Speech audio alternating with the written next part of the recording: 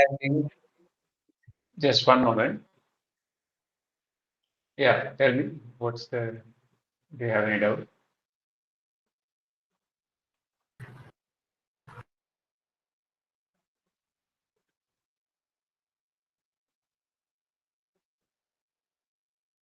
Hello.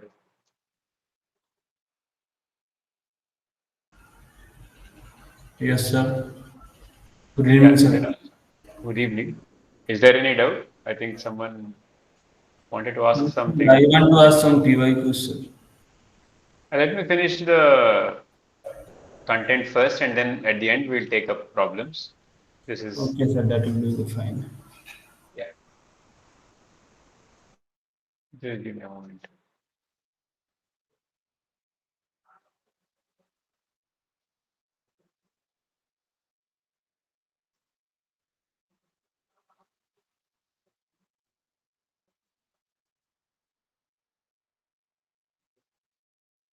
Yeah, all right.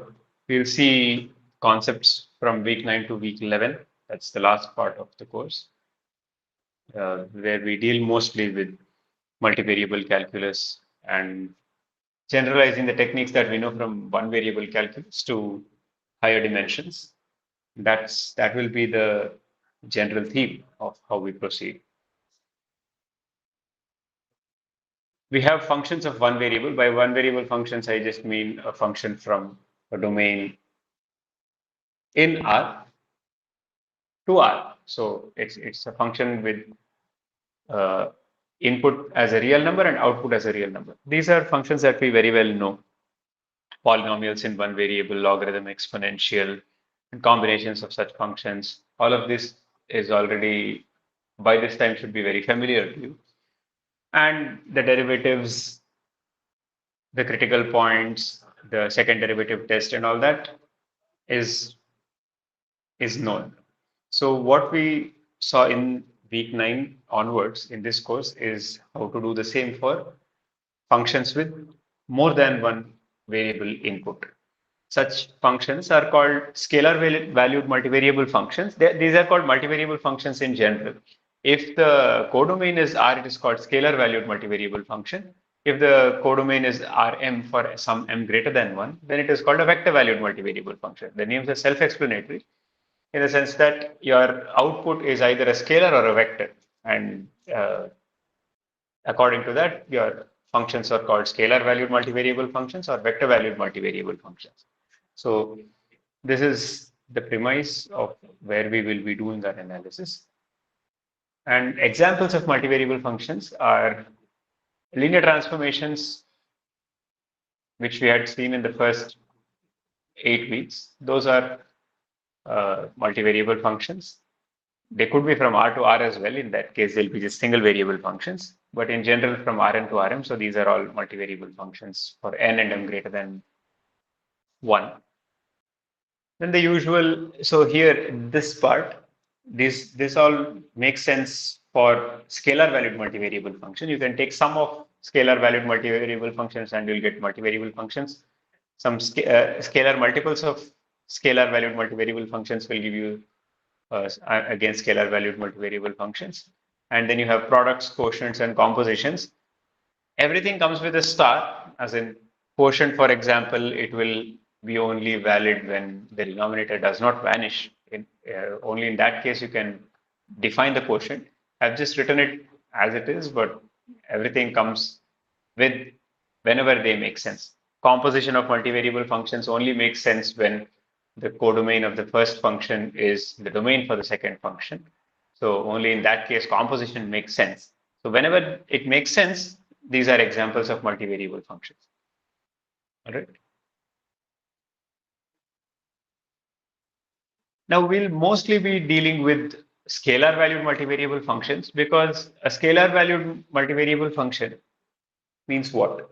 It's something of the form f from d to r. Let's say Rm. So here your d is a space in Rn, it is a subspace of Rn. So you will have x1 up to xn. A typical point x1 up to xn would go to f of x1 up to xn. But what is f of x1 up to xn? This is a vector in Rm. So this has m components. So you have f1 of, I'll write it as x tilde now, f1 of x tilde, f2 of x tilde, and so on up to fm of x tilde.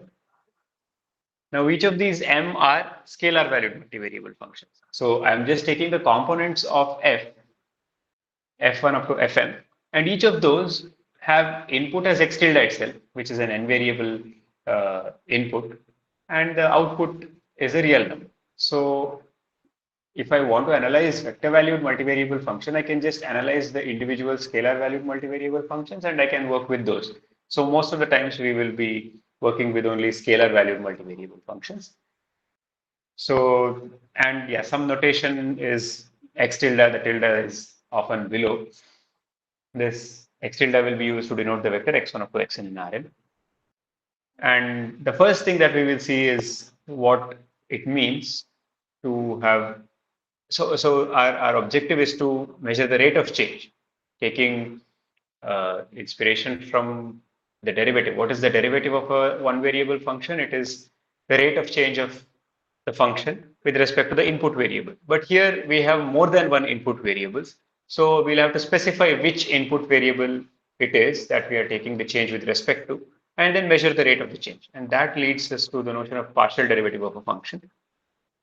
So for one variable, how do you define the derivative?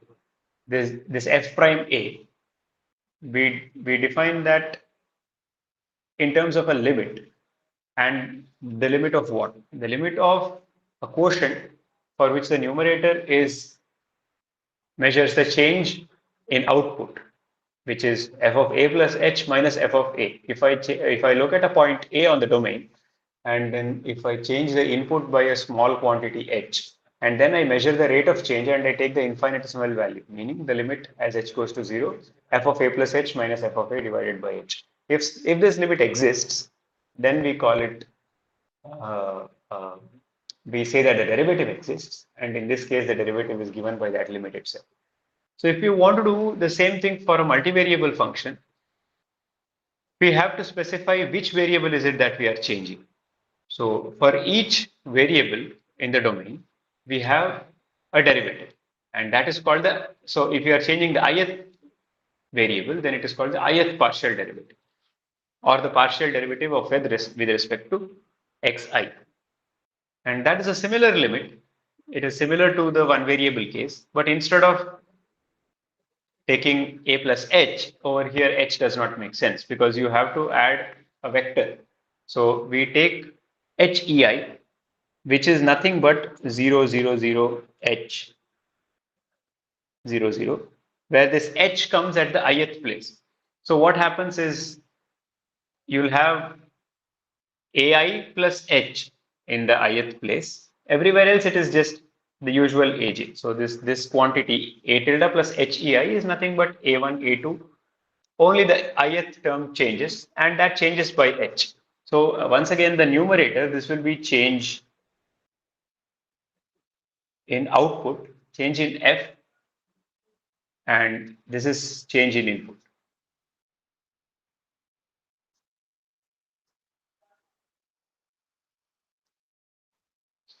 So this is once again a rate of change of the function only in the direction ei. So this is called the partial derivative. The partial derivative, first of all, this limit has to exist.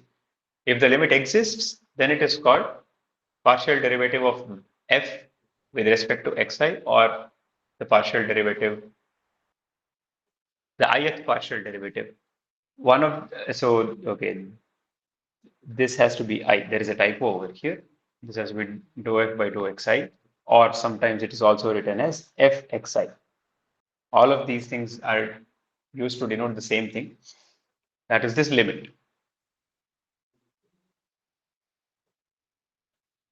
There could, of course, be functions for which this limit does not exist. In that case, we will say the ith partial derivative does not exist. So let's do the partial derivative for this example. Now, in this case, the function is given by xy divided by x square plus y square for all points other than the origin. So my domain is R2 for this function f, and it is defined in two ways. For points which are not the origin, it is defined as xy divided by x square plus y square. And for at the origin, it is defined as 0. So what is it that I have to calculate? The partial derivatives. Let's say the first partial derivative. I want to calculate fx. In order to do that, I have to do the limit as h goes to 0 of f of. Okay, by the way, over here, the only point where the problem happens is 0, 0. So I'll just say compute partial derivatives, that is PDs, at 0, 0. So if I want to compute partial derivatives at a given point 0, 0, let's say fx at 0, 0, what would I have to do? Limit as h goes to 0, as definition, it is f of 0, 0 plus h times E1. In this case, if I want to do the x derivative, I have to take the change with respect to the first variable, then f of 0, 0 divided by h. But what would that be? This is nothing but f of h comma 0 minus f. What is f of 0, 0? 0. f, f of 0, 0, 0 is 0 just by definition over here. It says it is 0. So you do that divided by h. Now what is f of h 0? 0. That is by definition h times 0 divided by h square plus 0 square. But that, since the numerator is 0, this is also 0. Strictly speaking, I have to write this limit as h goes to 0. So the numerator is identically 0, right? So this becomes 0. So this limit exists, which means to say that the first partial derivative of this function f exists and is equal to 0. So similarly, if you do fy of 0, 0, you can see that this also turns out to be 0. So the partial derivative of both the partial derivatives of f, the partial derivative with respect to x as well as the partial derivative with respect to y, both of these exist at the point 0, 0. If you want to do it for other points other than 0, 0 also, you can do it. But in that case, things will be easier because it has a there you can just use things like quotient rule and all that. Sir, in case the limit would have existed, but if the values would have been different, say for example, I'm just saying fy00 is some other value other than 0, and The fx0 partial derivative with respect to x and the partial derivative with respect to y need not be same. That can be different. No? That is okay. But so when we are finding the critical point, then at the critical point it has to be equal, right? Yes, at the critical point, you want both the partial derivatives to be 0, but just the partial derivative if you want to compute. There is And it should no just exist. necessity. Sorry. It should just exist. Yeah, this limit should exist. Okay, okay, got it. Now, if you want to compute the limit and let us say you're finding to be two different values along two different lines, when when I go to continuity, I'll talk about this. But as Okay. far as this problem goes, both limits exist and both of them are equal to 0. In this case, it happens to be equal, but there is no reason for it Okay, to sure, sure. always happen. Hello. Hello? Hello, sir. I have a request. Please share the link of the drive where all the notes are uploaded.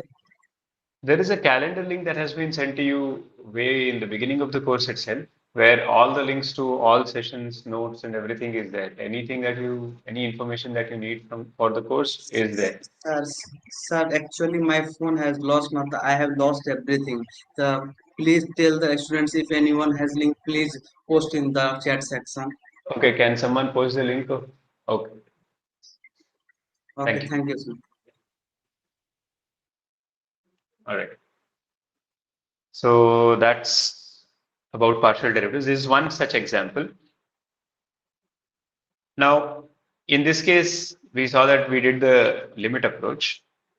But when functions are not defined, say, differently at the origin and at points are not equal to the origin, in this case, it is defined differently. So you have to use the limit approach.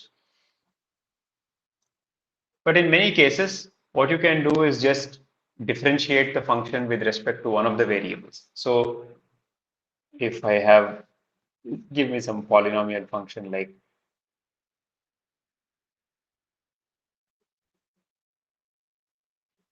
okay, if we have some polynomial function like this, and if I want to compute the partial derivative of f, for example, then what I do is now I'm differentiating with respect to x. I just assume that y is some constant. Think of it as a constant if it is some number. Now, if that is the case, your function is just a one variable function. And how would you differentiate a one variable function? This is a sum of four terms, so you can just do the differentiation term by term and then add them up. The derivative of the first term would be 3x squared. This would be 2xy. I'm not touching the y because y I'm assuming to be constant. The third term is 0 because it's a constant. I'm differentiating with respect to x, meaning y is constant. Wouldn't Plus it be 4. 4x? Sorry. No, I 4x or thought 4y? 4x because you're Okay. differentiating with Sorry. respect to this. This is 4y. Yeah. So this is the derivative of this with respect to x. So that's 0. So you will get 3x squared plus 2xy. Sir, when we will start with the good questions? Well, we'll go step by step and we have to explain everything. So this fy of xy similarly would be x squared plus 4y plus 4x. Now the partial derivative with respect to x and y. Now I did not have to compute using the limit. If I do it using the limit also, you will get this answer. But in many cases, you don't have to do it. And here, this term is way, that if it is nice enough. By that, I just mean it is not piecewise defined. It is sums or products, quotients of well-known functions like logarithmic, uh, polynomial, so on. Whenever such a thing happens, you can just treat it as a one variable function with respect to the variable that you're interested in, and then just do the differentiation as it is. So that was partial derivatives. Next, we'll talk about directional derivatives. Now, a typical point on the domain of a multivariable function, let's say in R2, your domain is R2. So every point has a neighborhood of this form. So above this is the graph of the function.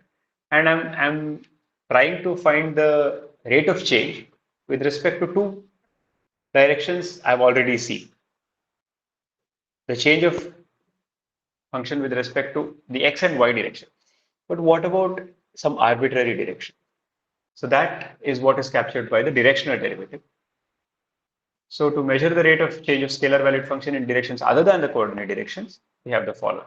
So it is in spirit the same kind of computation. You compute a limit by measuring the rate of change of f in the direction of u.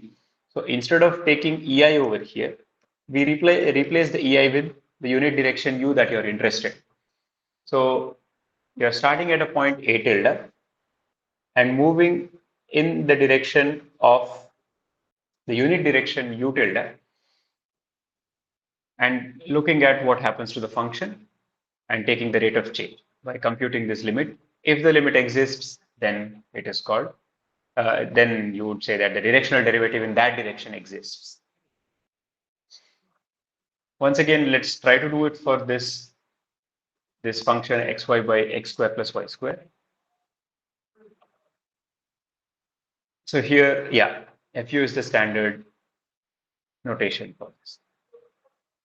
Now, what would, suppose I have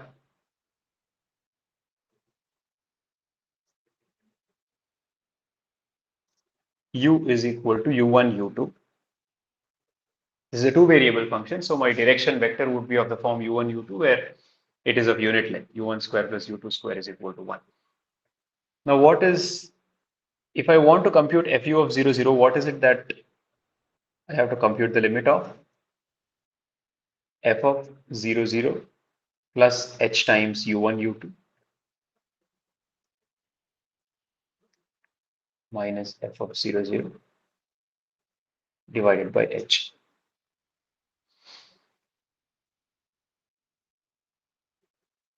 Now, this would be limit as h goes to 0 of, this is just f of hu1, hu2 minus 0, f of 0, 0 is 0 by h. And what is the numerator now?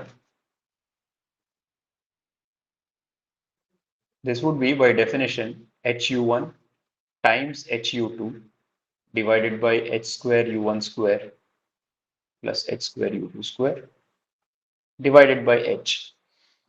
So this was the numerator f of hu1, hu2 that I've just used this definition to write that down.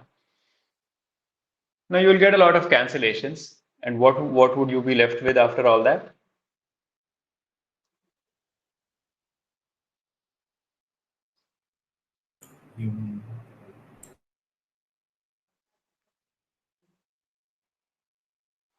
Is that clear? Yes. Yes. Now what about this limit? When does this exist? So as h goes to 0, what happens to this guy? Goes to infinity. It goes to infinity other than two isolated cases. What are those two cases?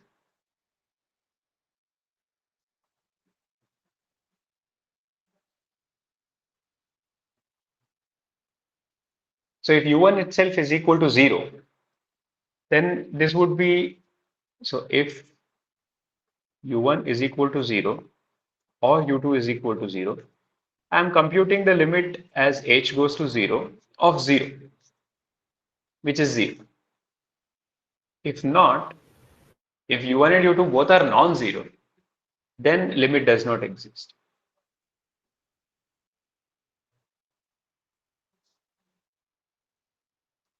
So, but what does u1 is equal to 0 mean? What is the direction that I'm looking at when I say u1 is equal to 0? Y direction. That's the y direction. And u2 is equal to 0 corresponds to x direction.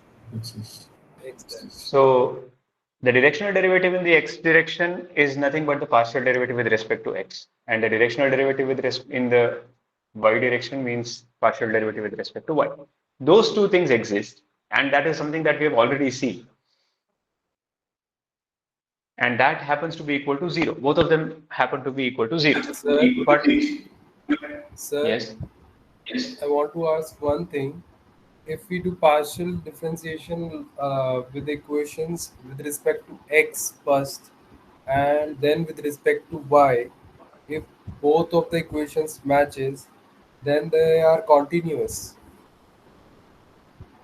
what is continuous?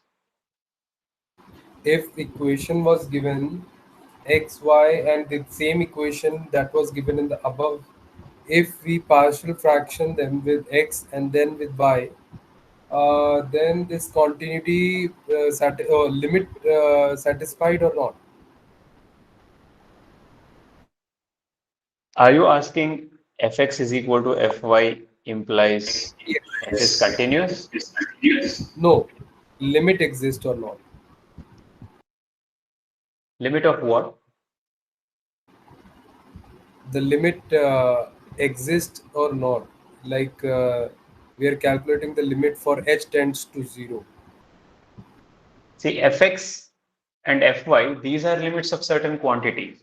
That is limit of f of a plus h ei minus f of a divided by h. So that limit exists, but you have to say what is the limit that you're looking at. Limit of what do you want to know whether it exists or H not? tends to 0.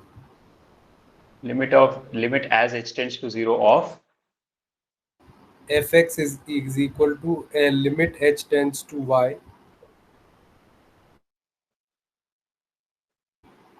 Here you'll have to give me some function of h.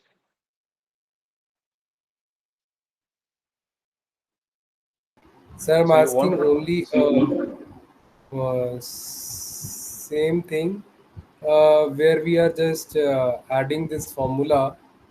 Either we can just do partial fraction of them for x and y. Will it no, be okay? your doubt was that if fx is equal to fy, there is a lot of disturbance from your side. I'm hearing my voice again. Yeah, please mute yourself. Yeah. So if fx equal to fy, then the limit of what exists. So your doubt is if f of x is equal to fx is equal to fy, then does the limit exist of what? You have to tell me.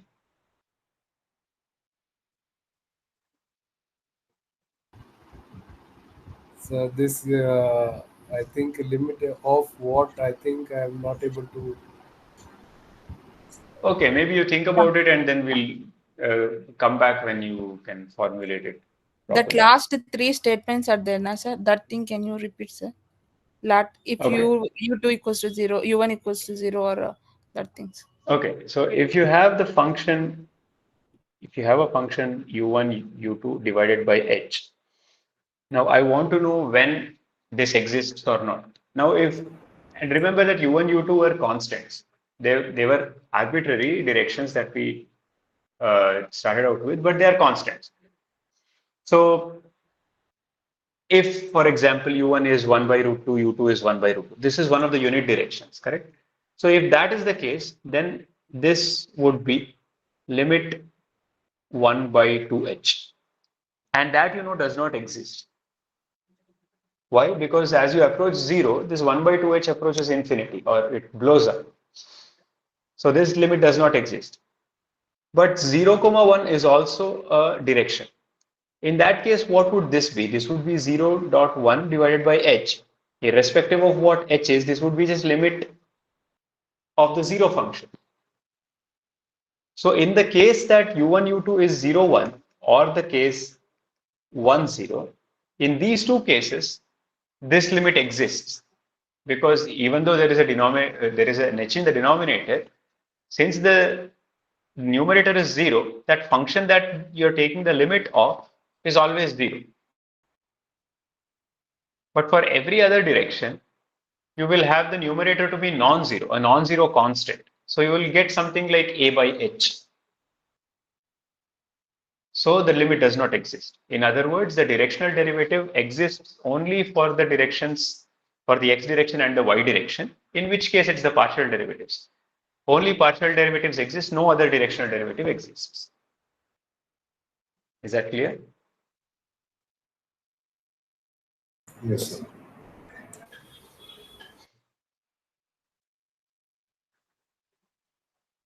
All right. So that's about partial derivatives and But directional this derivatives. limit does not exist only, na, sir? What does not Conclusion. exist? Conclusion is like a limit does not exist for this function.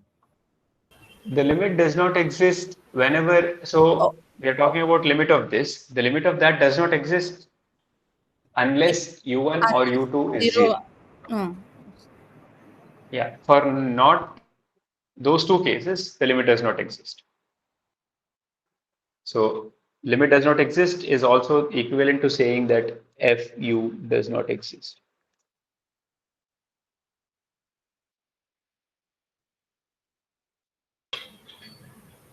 Fu does not exist for u not equal to 1, 0 or 0, 1.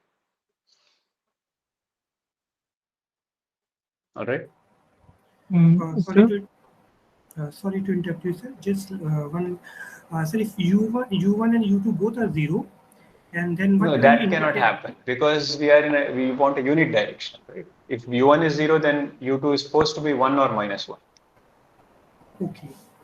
If both are zero, sir, then what we infer, sir, is what we infer, sir, from there. No, you can compute the directional derivative only in a unit direction.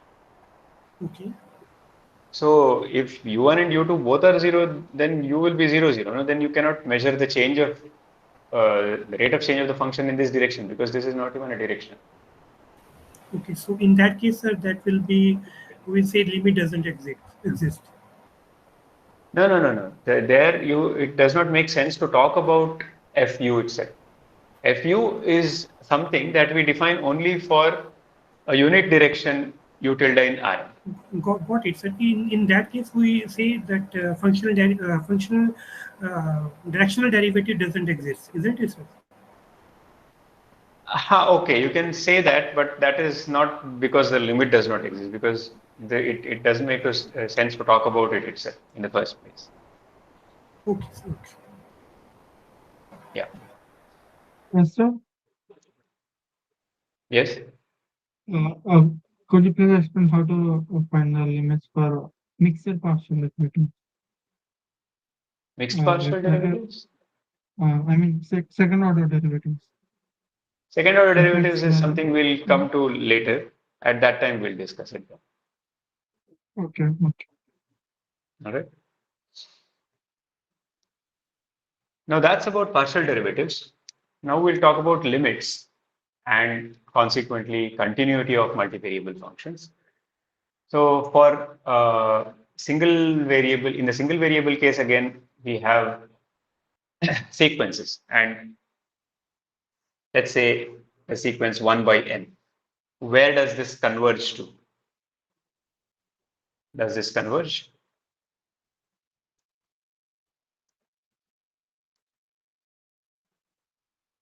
Zero. This converges to 0 because as n increases, so of course, everything in the context of sequences, you'll see that these are indexed by natural numbers, and as the natural number increases, what value does the quantity tend to is what we are interested in. In the case of 1 by n, as n goes to infinity, the denominator gets larger and larger, and it approaches 0. It gets closer and closer to 0. But what about, let's say, minus 1 to the power 1, minus 1 to the power n? So what does this tend to? Cannot say, sir. So this does not converge. Whatever does not converge, we call it diverges, because it just keeps oscillating between +1 and -1. It doesn't really get close to one of them, get close to any one thing.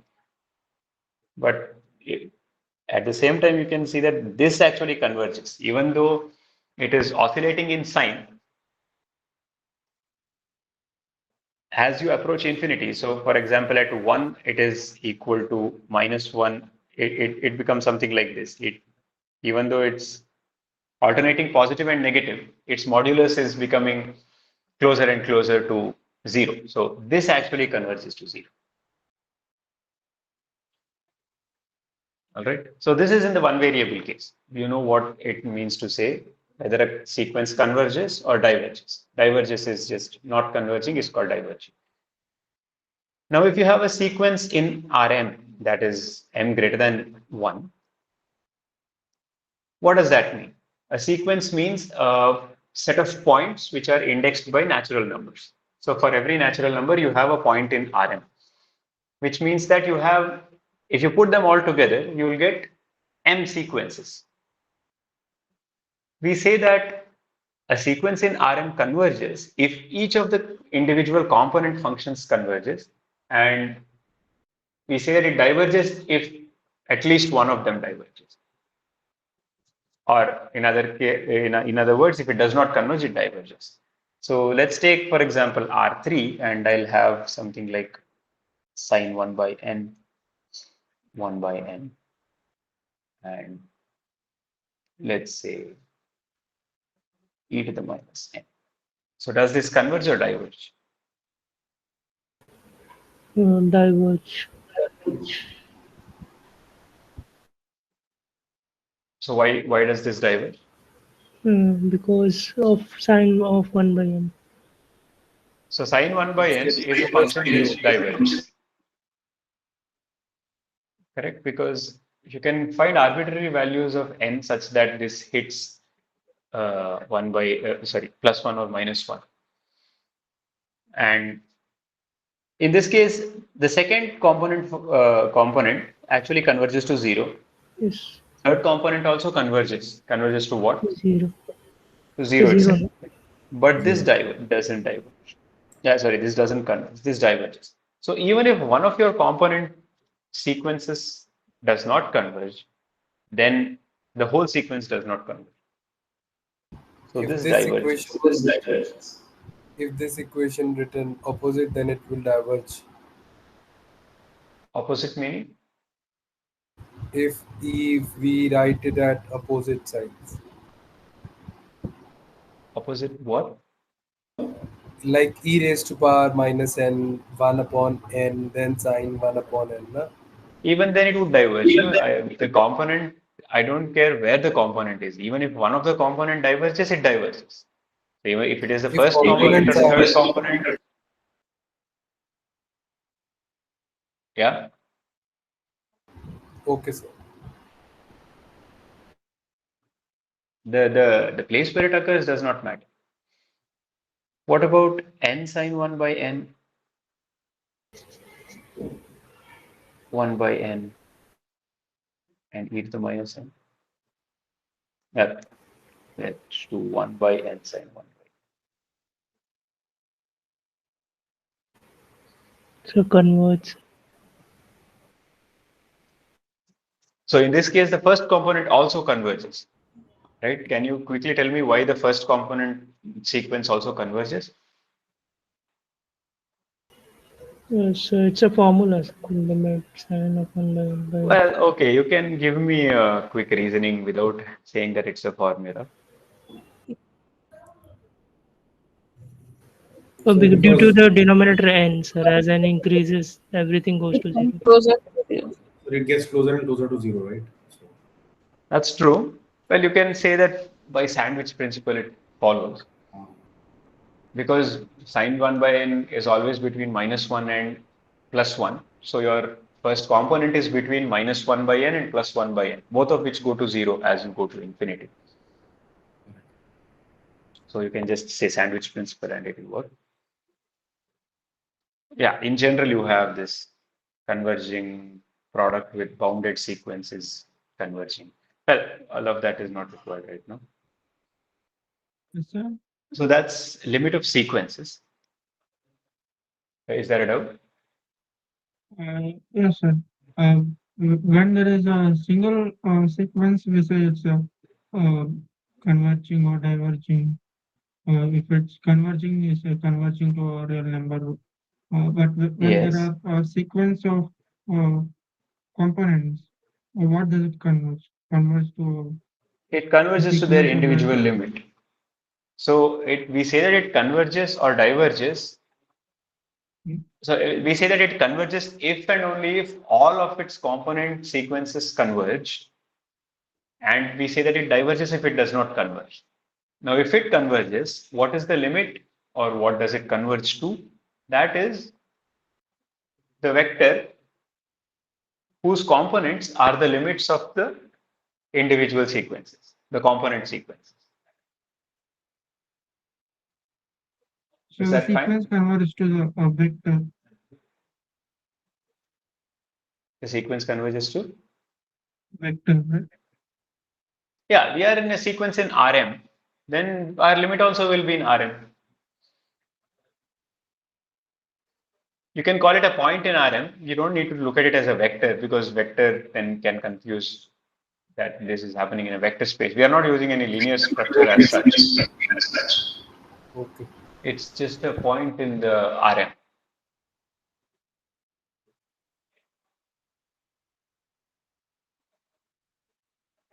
Okay, you just take individual components, compute their limits, and that will be the limit that it converges to.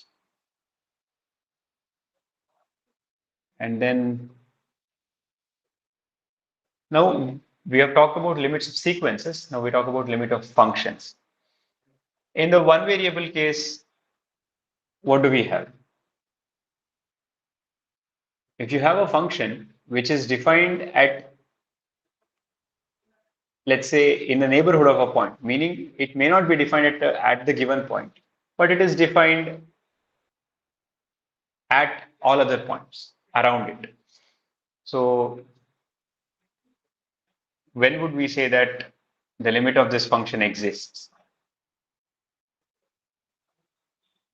This is for a one variable function, what I'm asking.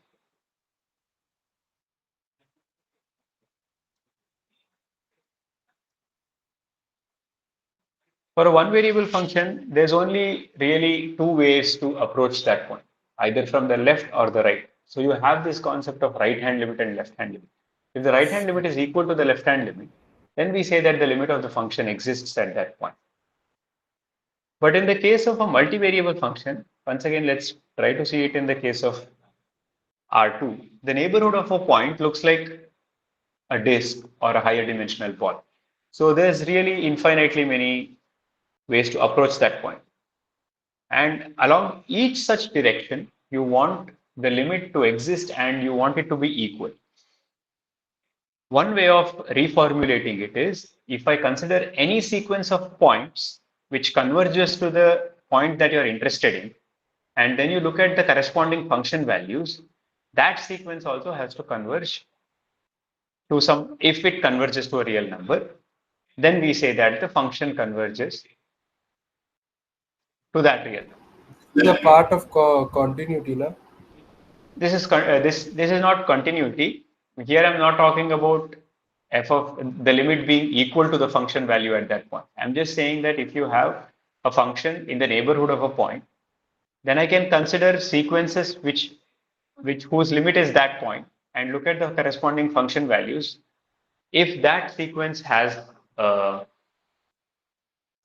is convergent, then we say that the function has a limit at that point. Now, whether that limit is equal to the function value at that point is the next point, which will relate it to continuity. So for this also, we'll take an example only, then it will be clear. But before taking up that example, we have the following properties which can be used to establish the existence of the limit. If you have sums of functions, both of which are which have a limit, then the sum of their sum also has a limit, and the limit of the sum is the sum of the limits. Similarly, for scalar multiple, product, quotient, everything comes with, of course, this use. It should be well defined in the first place. For example, quotients of functions will only make sense when the denominator is non-vanishing and all that. I've not written everything down to the last detail, but it is to be understood that all of this is valid only when things make sense. And what is important is the sandwich principle. This is one of the things which will be used to establish What the is the meaning existence of of a limit. Sorry? What is the meaning of the sandwich principle?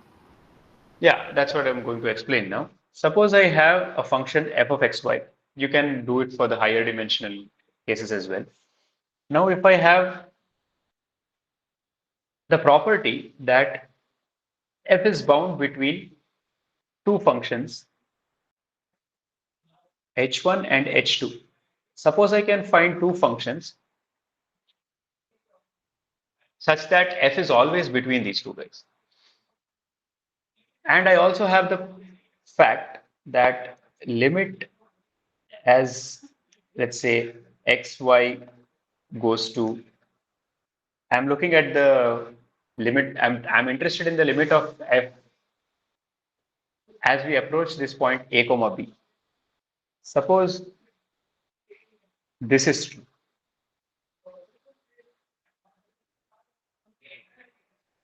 H1 and H2, both of these have limits which are equal.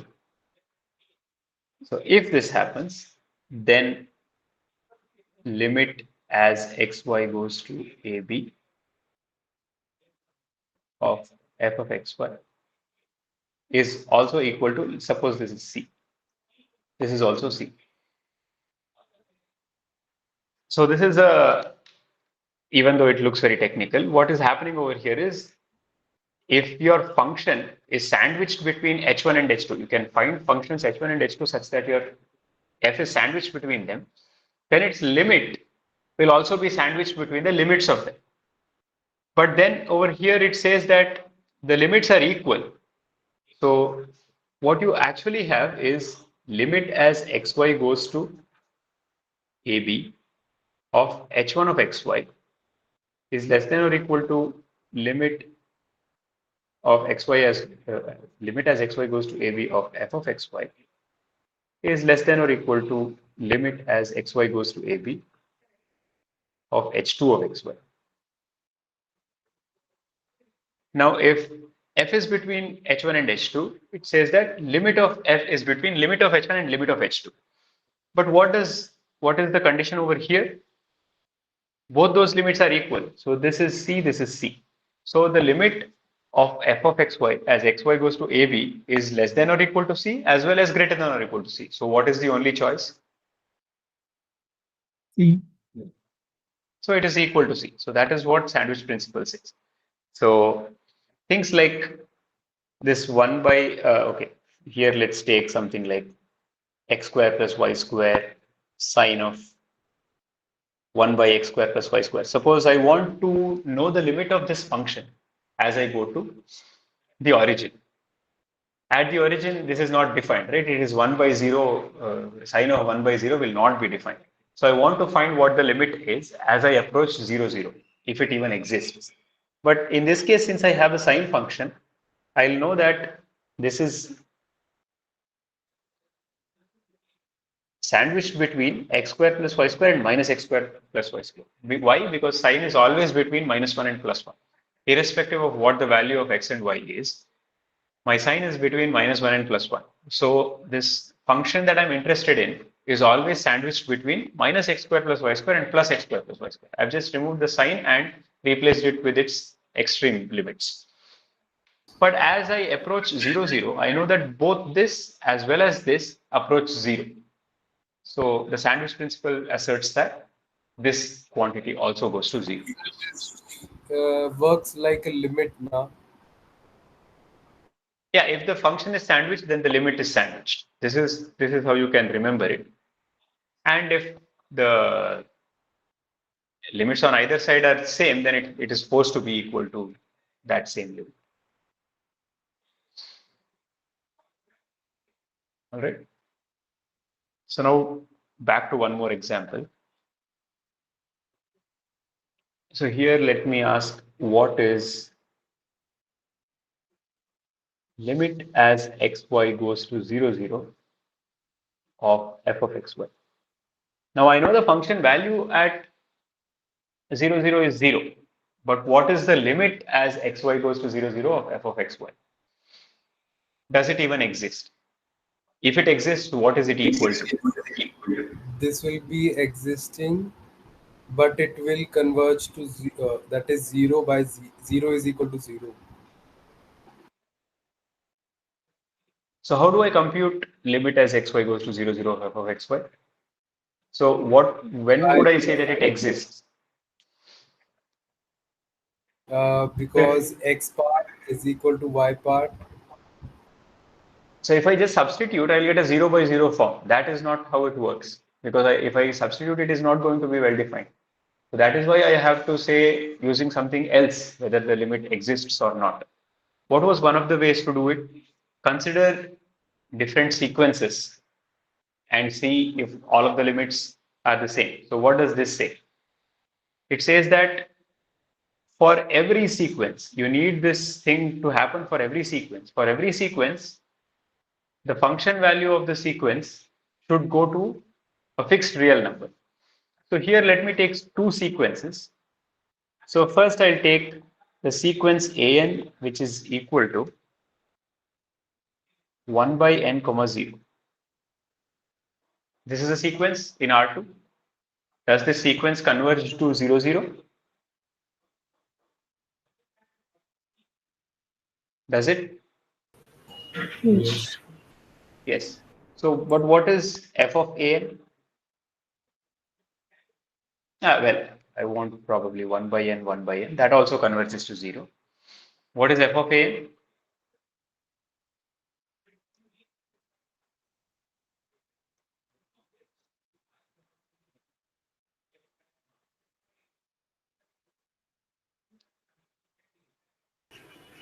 1/2. So this is 1 by 2. I'll take another sequence now. I could just do it with 1 by n 0 also. Let me call this guy Bn. Bn also goes to 0, 0. What is f of Bn? 0. So this is 0. So you took two different sequences which goes to 0, 0 and found that the corresponding function values are actually, the limits of the function values are different. So f of an goes to half. It's a constant function. F of bn goes to 0. Therefore, limit as xy goes to 0, 0 of f of xy does not exist.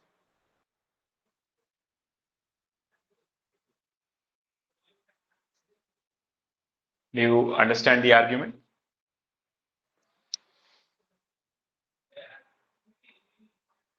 Irrespective of what sequence that I take, which tends to the point of interest in this case is the origin.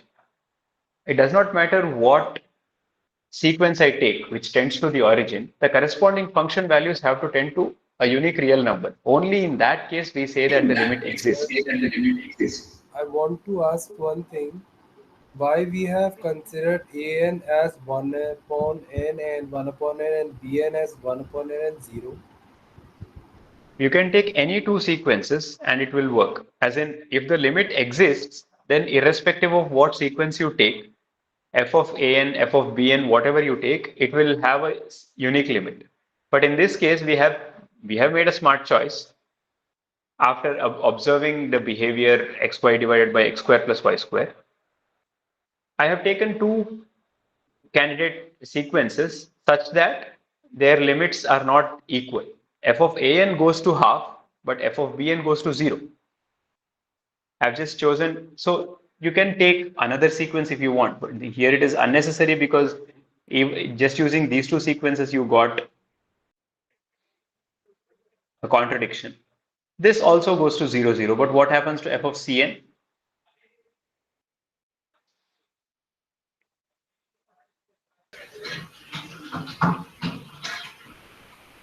What would be Minus the 1 by value? 2. Minus 1 Yeah, by 2. so minus half. So I'm taking three sequences and I'm getting three different answers as the limits of the function, function value of those sequences. So in this case, this can be used to conclude that the limit does not exist. Sir, is it same as taking limits along x-axis, then along y-axis, then along line x, y, x equal to y? Yes, this is another way of doing it. Here I'm just taking, this is like y is equal to x and this is y is equal to 0. This is y is equal to minus x. So that's another formulation of the limit. The limit is said to exist if along every curve that passes through the point, the limit is the same. Yes. So I can just take a sequence of points on the curve. This is what I'm doing. And saying that along two different sequences, if I get different limits, or even if I don't get the limit along some sequence, if I make a smart choice of a sequence such that the limit does not exist when I travel along that sequence, then I can conclude that the limit does not exist. This is how you say the limit does not exist. But there Sir, is if a, I got the point, yeah, if was x and y is equal to 0, 0, then it will be limit exist. if If what the was what? equation was in the above side of the equation, where Uh-huh. the quotient is starting, Mhm. if we converge from 0 above the equations, if we change the equations, if xy is equal to 0, 0, xy upon x square plus y square, then it will exist now. You're saying instead of this, you have this. No, sir. From the comma side, if this comma Here, what sides do you want to are change it? interchange, No, here then it would not make sense. No, you're saying this is equal and this is not equal. Yes. If xy is equal to 0, 0, then this xy divided by x square plus y square would not make sense. It would be a 0 by 0 form. This function would not be well 0 defined by in the 0 first form place. is 0 by 0 form is not defined, or it would define. It's not defined. But sir, some equation says it will be defined now. No, no, no. 0 by 0 is not defined. Sometimes you will have a 0 by 0 like behavior, but then the limit would exist. You would say the limit exists. 0 by 0 is never defined. 0 by 0, but x y square is there na, in the bottom side. That would be, I think, will be fine for the equations or not. X square plus y square would be 0 when xy is equal to 0, 0. Denominator will also be 0 and numerator will also be 0. So this will be a 0 by 0 thing. That is why we are doing all this dance. Understood. Bye. Right? Okay. So this is another question about limit. Now, this is slightly more involved. I'll just give you the solution. Over here, I have this function x minus y the whole square divided by square root of x square plus y square. So how would we go about showing whether the limit exists or not? So first, let us break it down. So the function is x square plus y square minus 2xy divided by square root of x square plus y square. You could try doing different sequences, put y is equal to x, y is equal to minus x, or y is equal to mx in general. And you will see that in each of those cases, the limit will be 0. I'm not going to do it right now. But here I'll just tell you how sandwich principle can be used to show the existence of the limit. So if I write this as x square plus y square divided by square root of x square plus y square minus 2xy divided by x square plus y square. Now I know the first part is fine. The first part is just square root of x square plus y square. And the second part is this 2xy divided by x square plus y square. I think this was brought up in one of the instructor sessions. What about the limit of this? So I'll quickly tell you why the limit of this exists. We know that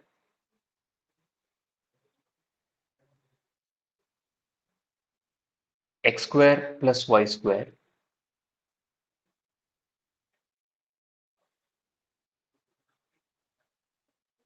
minus 2xy, this is always greater than or equal to 0. Right? This is nothing but x minus y the whole square. So this would imply that x square plus y square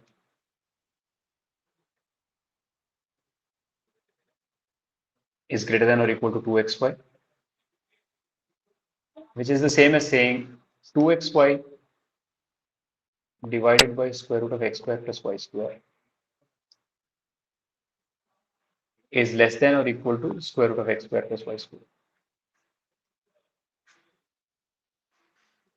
Is this fine? So what is the need for this sandwich principle to here? Because I want to show that limit exists. How would I show that the limit exists otherwise? If we could just say by putting like some of the equations as earlier done. Okay, if you put y is equal to x, you will get 0. If you put y is equal to minus x, still you will get 0. If you put any y is equal to mx, you will get 0. But still that does not say that the limit exists.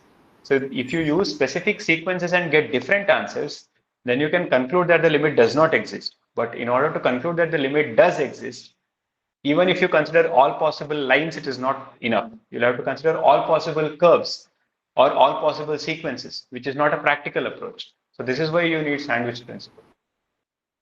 So for that, any 3 or 4 can be checked either. Even if you check any 3 or 4, if the limit comes out to be the same, that does not mean that the limit exists. That's the point.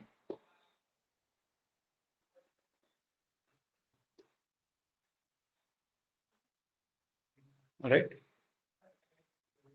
So similarly, you can see that 2xy divided by square root of x square plus y square is also greater than or equal to this. Why? You will similarly see x square plus y square plus 2xy is greater than or equal to 0. So I can conclude that this happens.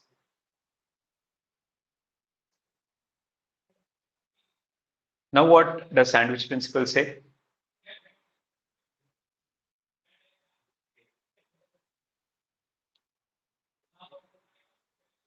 What is the limit of this quantity and what is the limit of this quantity as we approach 0, 0? 0 for both. 0, 0. Both of these approach 0. So the thing in between also approaches 0. So I know that this approaches 0. I know this approaches 0. So what is limit as xy goes to 0, 0 of f of xy?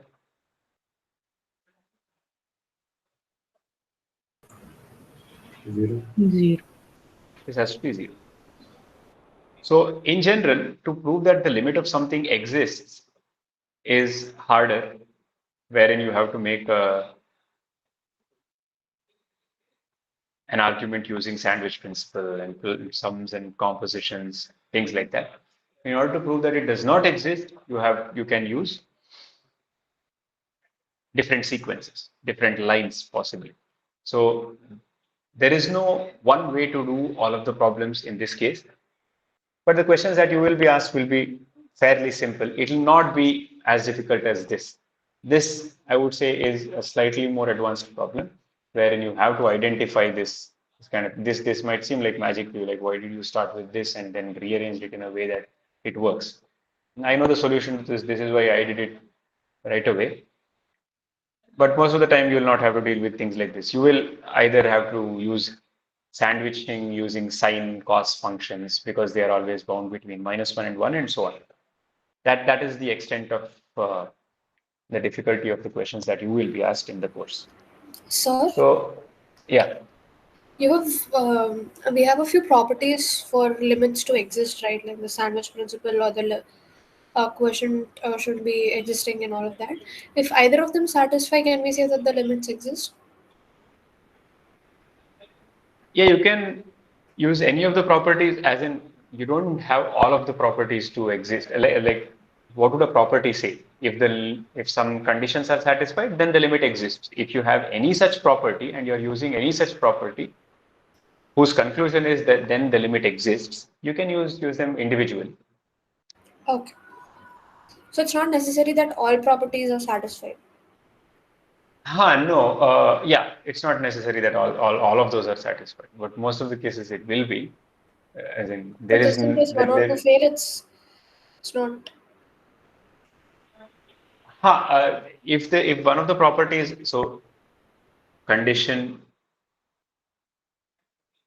implies limit exists. If you have a property which says this and condition is satisfied, then you're good. Then the limit would exist. Okay, thank you. Yeah. So even though this is not an algorithm, now how would you go about limit problems is that you first substitute and see if just a direct substitution works. In this case, you see the direct substitution would not work because I'm interested in the point 0, 0, and if I substitute that 0, 0, I will get 0 by 0. Only in those cases, you will have to work with something else.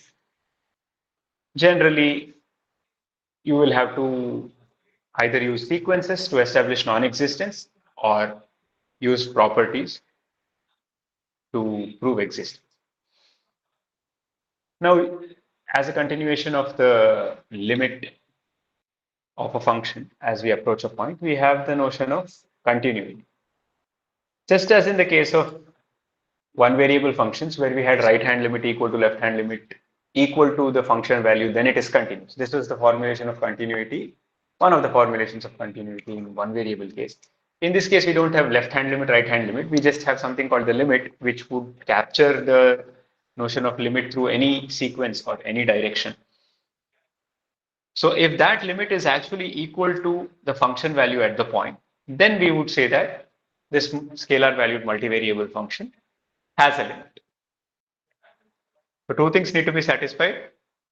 The limit must exist, and whatever that limit is, it should agree with the function value at that point. In that case, we say that the function is continuous. Function value as if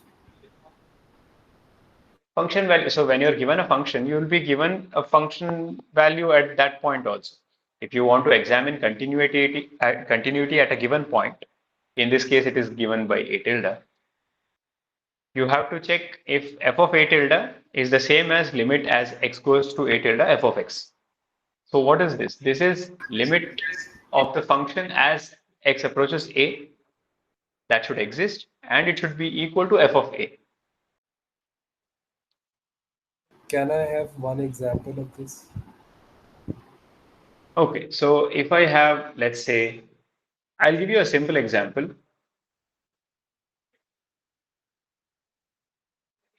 Let's say I have 1 minus x square minus y square for xy not equal to 0, 0.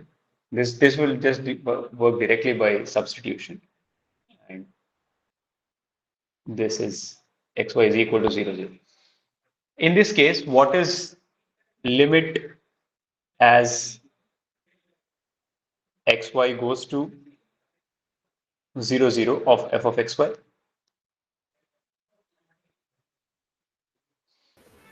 Two.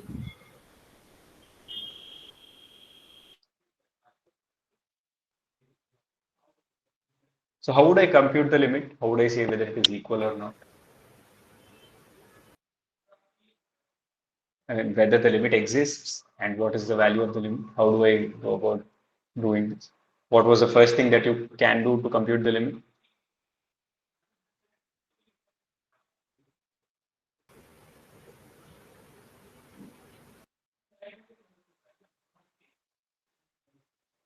What does it say over here, the first one? Substitution.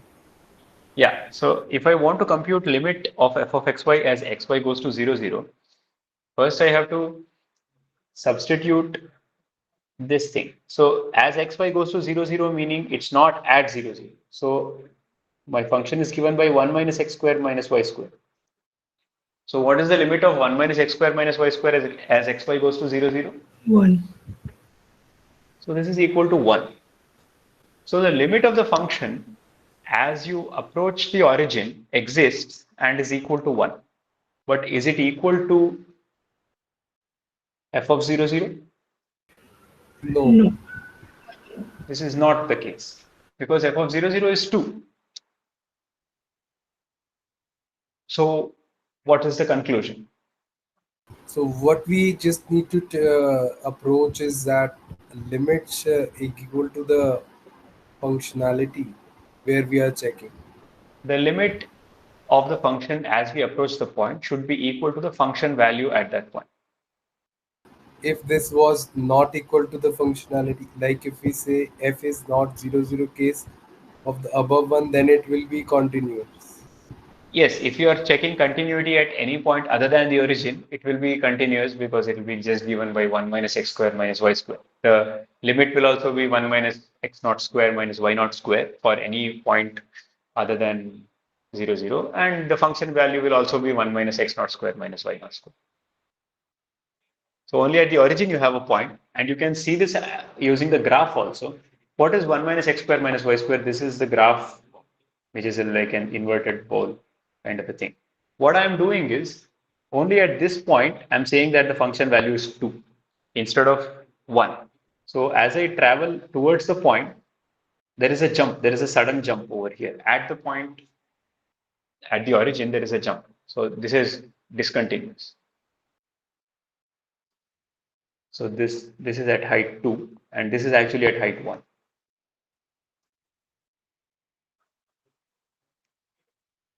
All right. Even if you don't understand this diagram, it is fine. What you need to do is continuity can fail due to two reasons. Either the limit of the function does not exist, or the limit of the function exists and is not equal to the function value at that point. In this case, that second check fails. because the limit of the function is 1 while the function value is 2. Right? Now the same guy, xy divided by x square plus y square, I want to know about the continuity of the partial derivatives of that, not continuity of the function itself. What about the continuity of the function itself? What did we conclude earlier? Do you remember?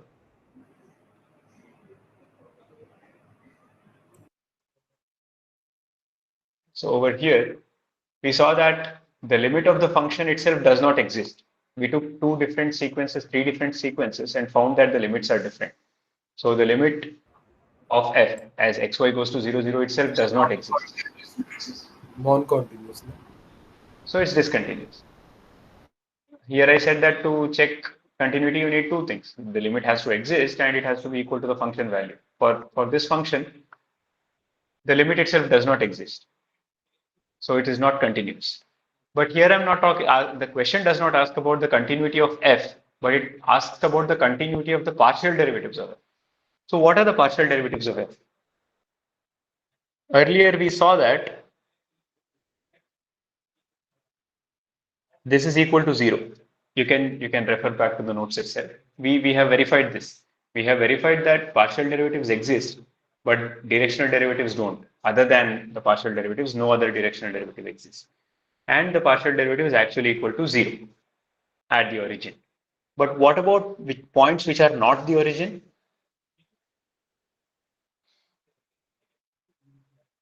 How can I compute the partial derivatives of points which are not the origin?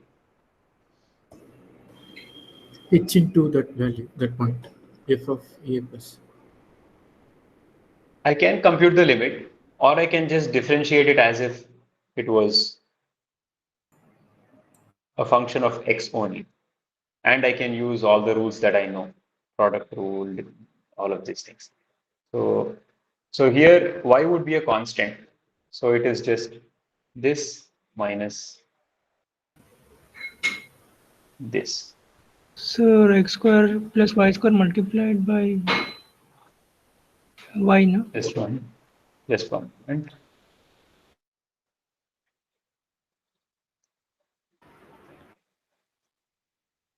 I'm just taking the y outside. Since I'm differentiating with respect to x, y is a constant. Got your point, sir. So I'm just putting the y outside, treating it as, so this quantity over here is the partial derivative of x by x square plus y square with respect to Are x. we, sir, I'm sorry to interrupt. Are we doing x by x square plus y square using u by v rule? Yes. Okay. U by v rule, once again considering y as as a constant. So y Yeah. into differentiation of x by x square plus y square. Yes. And when we're doing that differentiation also, this x square plus y square is thought of as x square plus a constant. But it's in the denominator as a sum, so we do not have to get the differentiation of y square, but x square differentiation we need to do it again, right? Yeah, when you're doing this v du minus u dv, or let's say v u prime minus u v prime, Right. when you're talking about the derivative of u and v, u prime and v prime, there we are just doing what we do is when we are doing partial differentiation. We are treating y as a constant and differentiating with respect to x. Okay. Sir, but if it is a continuous function, we were told that we should not use the df dou f by dou x, right? So why it is a continuous function and you are using? So this is for xy not equal to 0, 0. Okay. So what is the behavior of the function? So at this point origin, it is defined differently, and everywhere else it is defined differently. Now at the origin, I have to be careful because there is a problem because one point is different, the other points are different. But if I take any other point, xy not equal to 0, 0, there is a neighborhood in which it is defined in one way, that is just given by xy divided by x square plus y square. Okay. No matter what the point is, in a neighborhood, it behaves in a similar way. There is no change in the behavior of the function. That is why you can just look at it as a quotient of continuous function, so it is continuous. So in this neighborhood, in the shaded part, it is a continuous function. It is a well-defined quotient function, quotient of polynomials. So you can use all the rules that you know.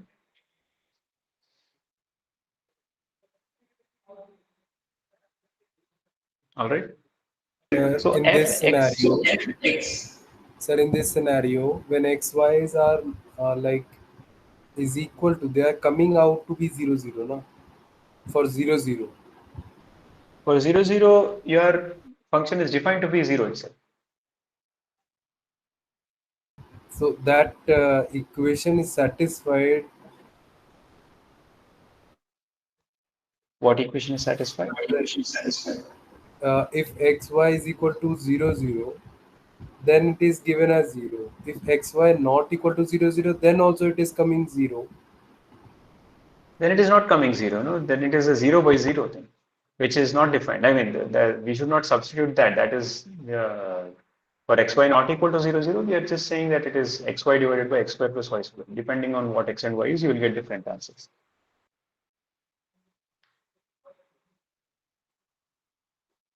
In fact, the limit does not exist even. We have checked that. Okay, we just have to put xy is not equal to 0 0 there. Yeah, only for xy not equal to 0 0 will this formula make sense. Okay. Now the partial derivative at any point xy is again a scalar valued multivariable function which is described as follows. At the origin, it is 0. And how did we compute that? That we computed using the limit formula because there we had a problem. At 0, it is differently defined, and in a neighborhood, it is differently defined. But for any point other than the origin, you have always a neighborhood in which it behaves well. So you can just use your the knowledge of quotients and differential, the derivative of quotients and so on, and get this formula. Now, what about this? I'm talking about the continuity of fx. Is it continuous?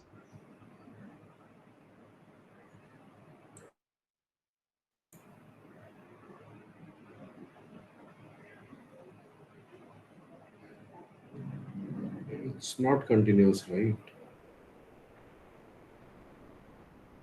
Can you tell me why?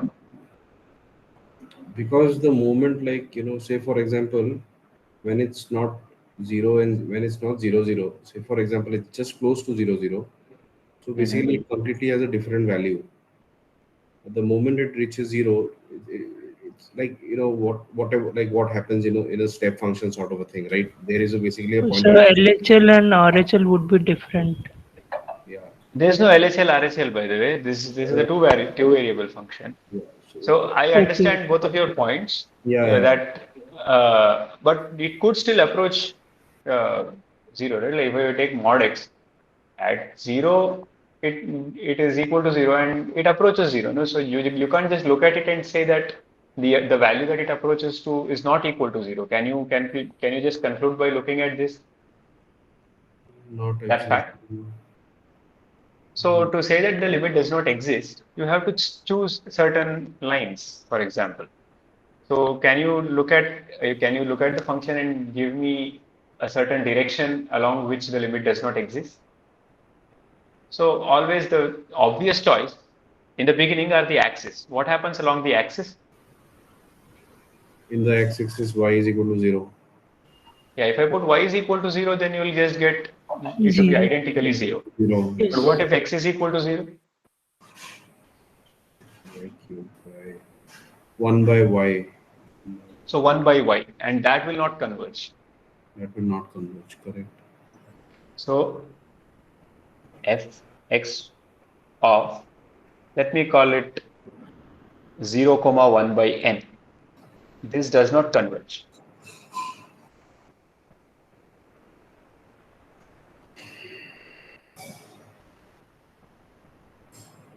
Right?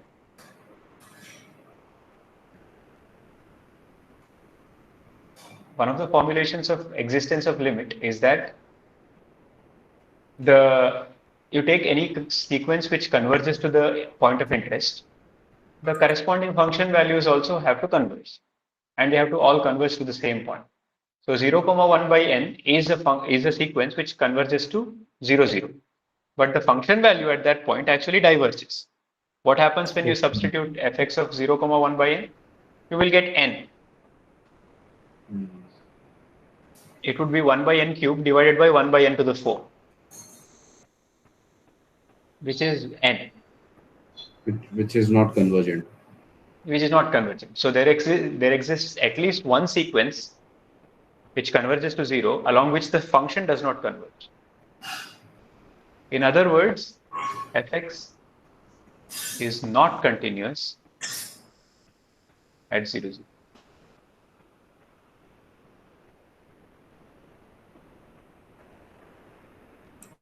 All right. The same test we'll have to do for fy also, right? Yeah. For fy, I'm not going to do it. You can do it by yourself. It is similar.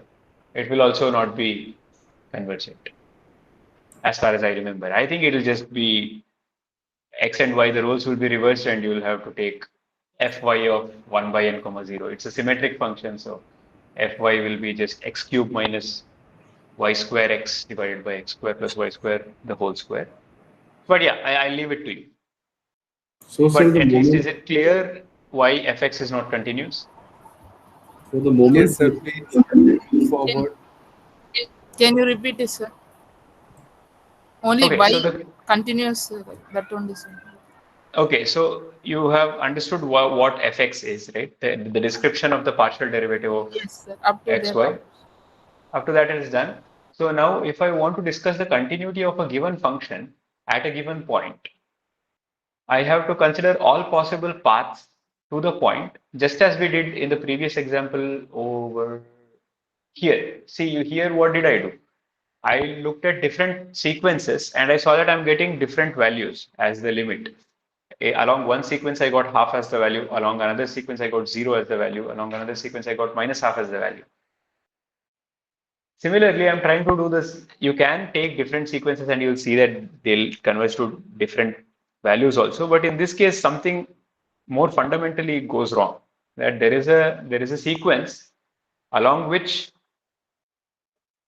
the function value itself, I mean, the limit itself does not exist. What is fx of 0, 1 by n? It's not the origin. So this would be 1 by n cube minus 0 divided by 0 plus 1 by n square, the whole square. But what is this? This is 1 by n cube divided by 1 by n to the 4. And this is just n. And this does not converge as n goes to infinity. This blows up. So the function fx does not have a limit as we go along the y-axis, as we approach 0, 0 along the y-axis. That is why it's not continuous. Is that fine? Yes, sir.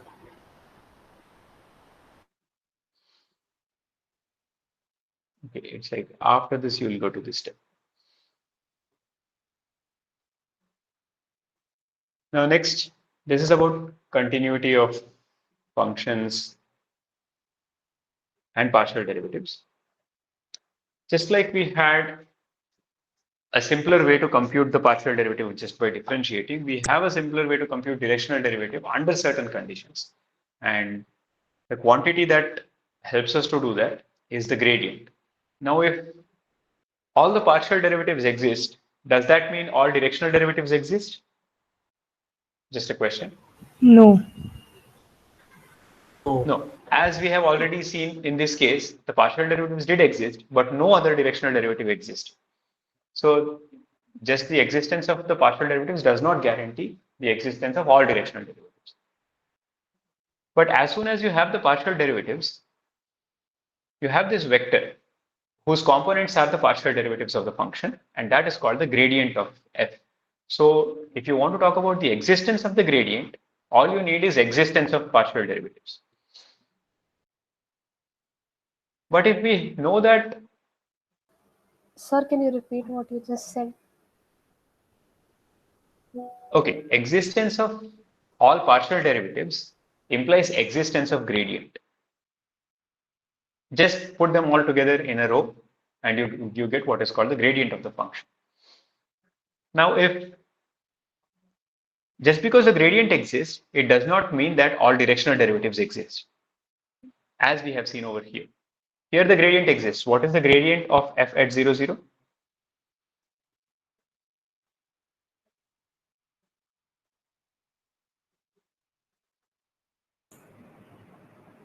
It doesn't exist, right? It exists. It is equal to 0, 0. The partial derivatives do exist. Fx of 0, 0 was also 0. Fy of 0, 0 was also 0. Yeah, correct. Exists. We had done this somewhere over here. Yeah, this was, yeah, the directional derivatives don't exist except for two directions, which are your principal directions, which is x-axis and y-axis. And that actually you put together to call what is the gradient. It's a vector valued function. The value of the gradient exists only when all partial derivatives exist. In this case, it does exist. It is equal to 0, 0. But in this case, other directional derivatives don't exist. What we are going for is using the gradient to compute the directional derivatives, and it requires one extra condition. And that extra condition is the continuity of the gradient. What do you mean by continuity of the gradient? The gradient is a vector valued multivariable function. So each of its components has to be a continuous function. In other words, the partial derivatives should not just exist. The partial derivatives should exist and should be continuous. In such a case, the directional derivatives will exist and they will be equal to the dot product of the gradient times the unit direction at that point. So once again, I'll say this.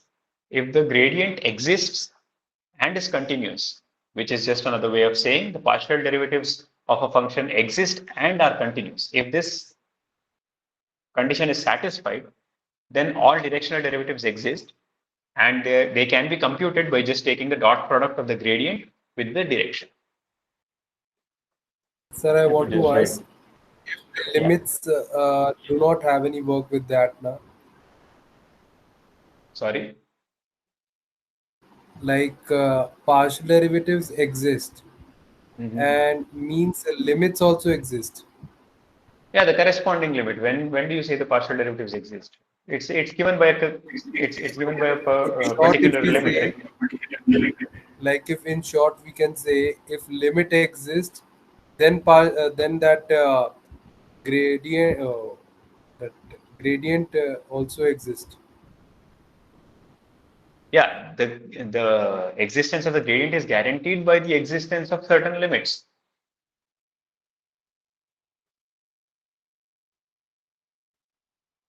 All of them have to Then only exist, we by are the able way. to find the directional derivative. Yeah, that's a necessary condition. It's not sufficient. You also need continuity of the partial derivative. So this is why I was discussing the continuity of fx over here.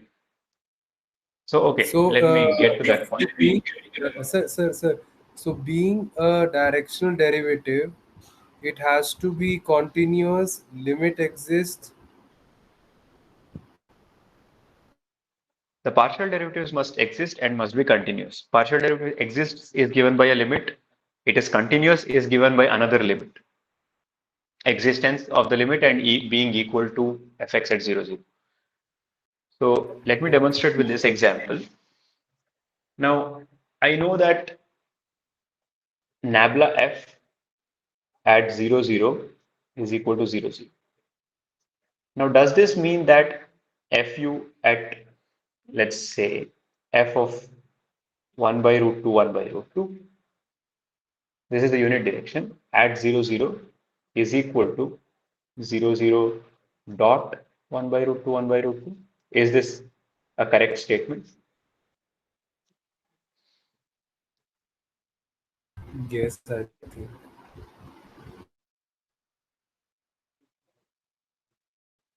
what did we say about the directional derivatives of this function? It did not exist So other it does than not x. exist. Yeah, but then this Ah, does sir, say that that. did not exist. Yeah, on the other hand, gradient times direction should give me directional derivative also. So what is the thing that I'm wrongly doing over here? First, we need to check the limits and continuity, then this. Continuity of the gradient is required. In order to use this can't be used since fx and fy are not continuous. And have we seen that fx and fy are not continuous? That also we have seen over here. So in this case, fx is given by this function and it is not continuous at 0, 0. So you cannot use this result. So this result is powerful, but it does require a little bit more than just existence of the partial derivatives. It requires continuity also. Only then you can. So this is wrong. And why is it wrong? The result cannot be used because the gradient is not continuous. But whenever it can, then you can compute directional derivatives this way, just by taking the gradient and doing the dot product with the direction. In this case, you cannot. That's why it's called a non-exam. All right, so that was one of the places where the gradient is used. The other place where the gradient is used is to determine in what direction we have to travel. Is there a doubt? Sir, if it is not continuous, then limit does not exist. If the gradient is not continuous, then you cannot compute the directional derivative using the dot product formula, which is given over here. Okay, sir. Okay. All right. So the other application of the gradient is to determine the direction where the ascent is fastest or the descent is fastest. Steepest ascent, steepest descent is also words which are used in this context. And direction in which there is no change in f. So this is also called steepest ascent. This is steepest descent.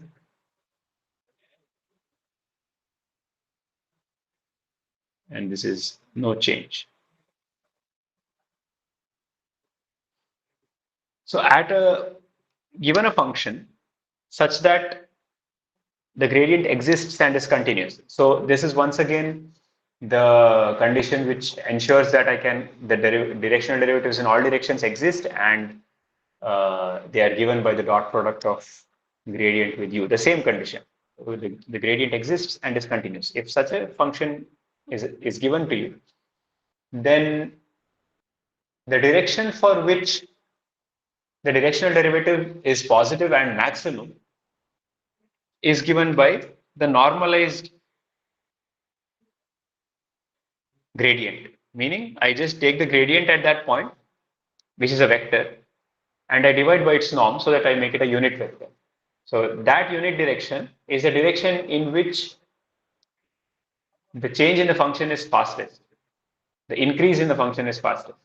If I take the opposite of that direction, which is negative of the gradient divided by its norm, then I will get the direction in which the gradient, the descent is fastest. The function drops the fastest in that direction. And if I travel orthogonal to the gradient, then there is no change. So this is one more application of the gradient. Another application of the directional derivatives and the gradient and so on is describing the tangent lines to the graph of a scalar valued function. This can be visualized in 2 dimensions, but beyond that, it is not visualizable. But the tangent line is given by this equation. It is a one parameter equation. This, as you vary the values of t, you will get different points which lie on this line. This line is to be thought of as an affine subspace of dimension 1. So what is an affine subspace of dimension 1? It will be some fixed point plus a one-dimensional subspace, correct? So, and what is a one-dimensional subspace? It is nothing but T of some u naught. And as I vary T, I'll get a one-dimensional subspace. T u naught, as T varies, is a one-dimensional subspace. So this is that point, and this is the direction. So this the formula line, is this formula what? is the equation of the line, tangent line through A tilde in the direction of U. All right. In the direction of U. So if I have a graph of a function and I have a point over here on the graph, there are many tangent lines to the graph through that point. There are many tangent lines, right? So if I want to describe the equation of a line, what I need is a point as well as a direction. If I just give you a point, there are infinitely many tangent lines under reasonable assumptions. There are infinitely many tangent lines through that point. So you will be given a point as well as a unit direction.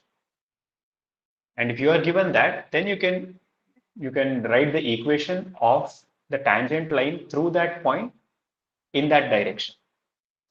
And what is this point on the graph? This point is exactly A tilde f of A tilde.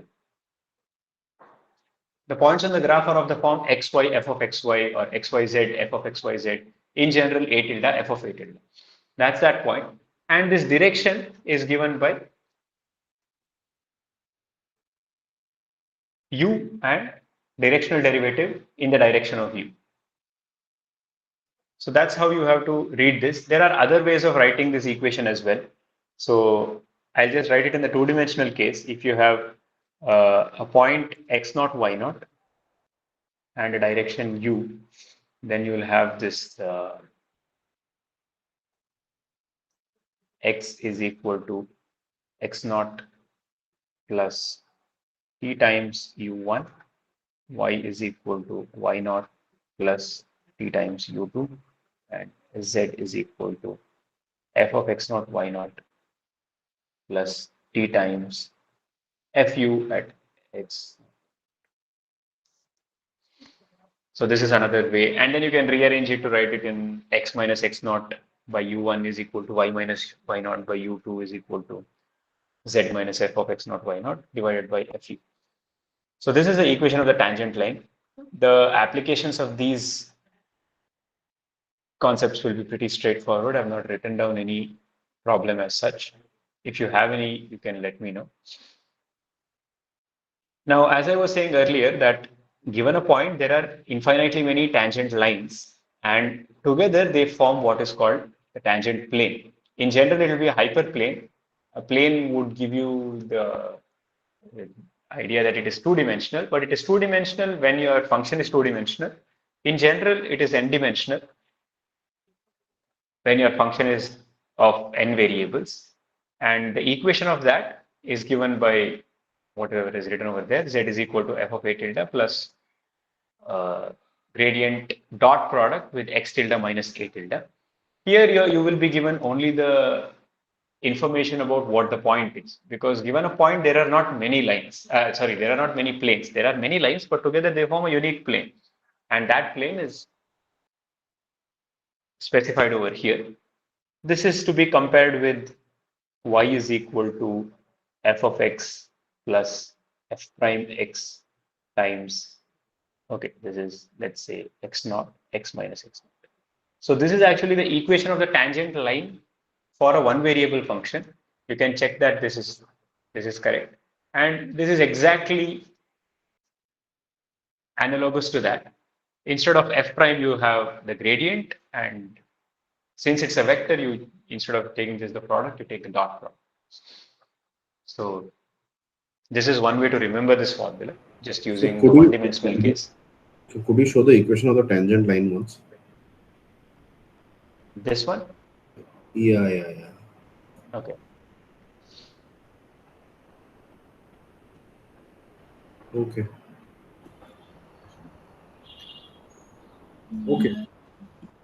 Yeah, so this is like a point plus a one-dimensional vector subspace. So, okay, Z equal to fx. Okay, got it, got it. So this thing is only for two-dimensional thing. Yeah, yeah. You can generalize it to higher dimensions almost as it is. So please share this PDF also. Yeah, it will be in the same folder Okay. as always.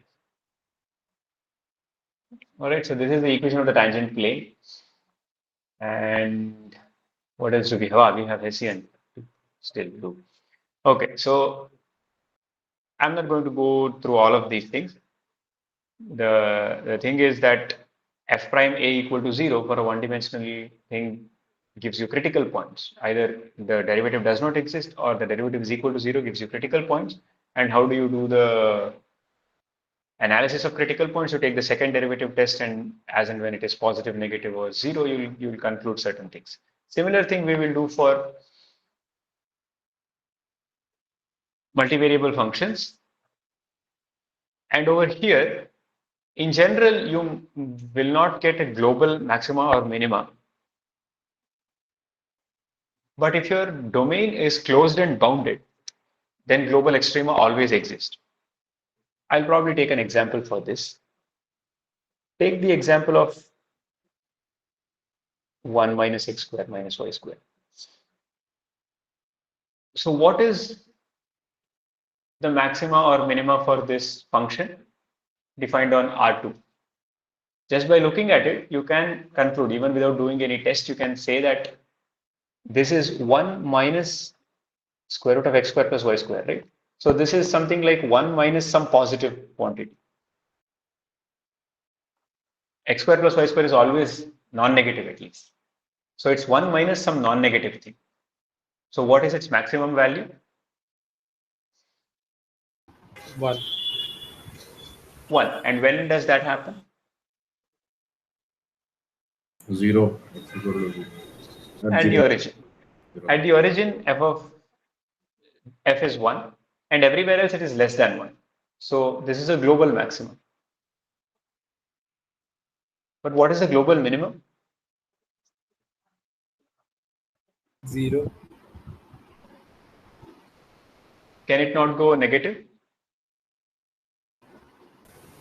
Negative infinity. Yeah, it can go as negative as you want. So it doesn't actually have a global minimum in general. But what if I restricted the same f, but suppose my domain is something like xy such that x square plus y square is less than or equal to 1. So what is this visually? This is just the unit disk in R2.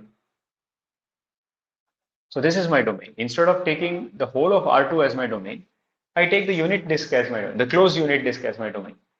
Now, once again, the maximum does not change. The global maximum is still 1 itself because the origin is part of this domain.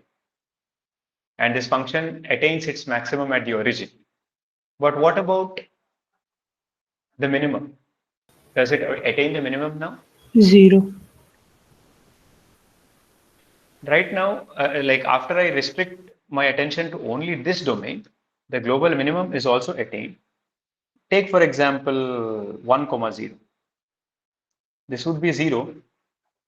And that's not the only point where it is attained. At any point on the boundary, it's actually equal to 0, and everywhere else it is positive. So this is a global minimum. Global minimum.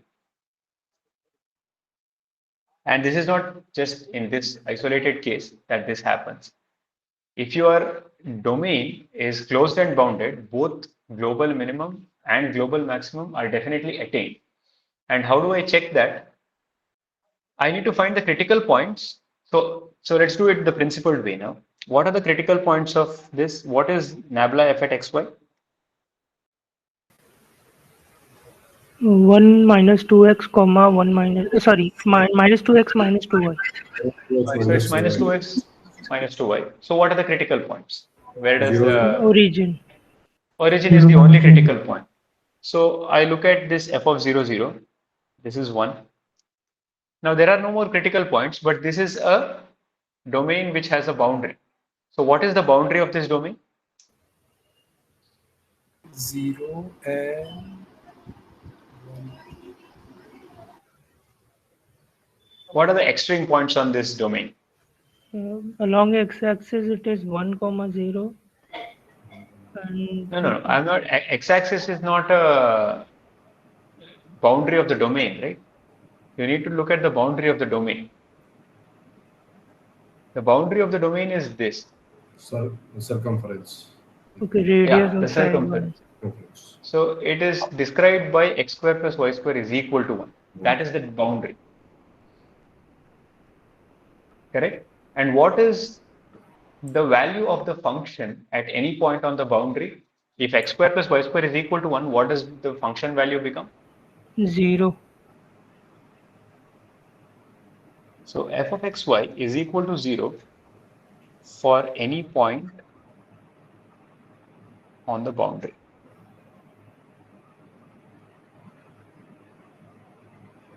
So all you need to worry about is critical points and function value at the boundary. You saw that at the critical point it is 1, and for any point on the boundary it is 0, and these correspond to global maximum and global minimum So respectively. for this, any point on the boundary equal to 0, could you just... So what is the point on the boundary? X square plus y square is equal to 1. Is that fine? Yeah. Now what happens if I put x square plus y square is equal to 1? Okay, 0, 0. The function value becomes 0, 0. 0, right? Sure. Because this is just 1 minus x square plus y square.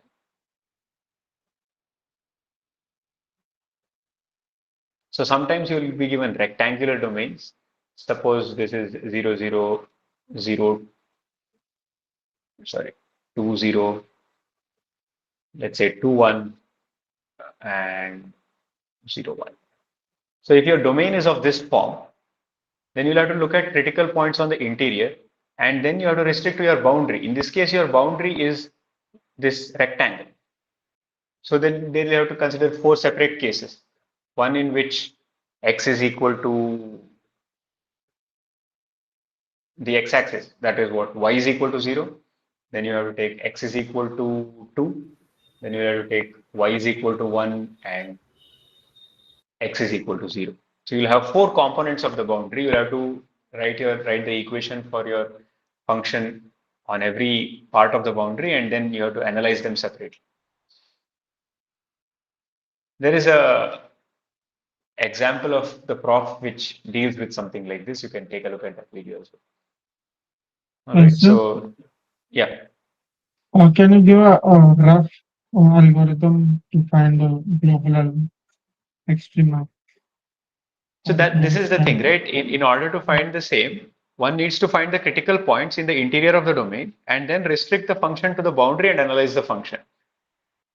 So on the boundary, you have to look at what the points on the boundary look like and then find the values of the value of the function when restricted to the boundary, just like I did over here.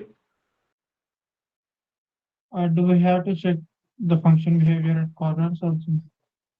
Yeah, corner will be part of the boundary, right? So yeah, there is one way to say boundary and then boundary of the boundary and so on. But boundary covers all of those points. So this is analysis of critical points for closed and bounded domains. The other thing is using the Hessian, and Hessian is something like the second derivative test. Now, in one variable, you can your derivative is once again a one variable function, and you can differentiate it again to get the second derivative. But in the case of multivariable functions, what you have is your partial derivatives are again scalar valued multivariable functions of n variables. If you start out with a function of n variables, your partial derivatives are also n variable scalar valued functions.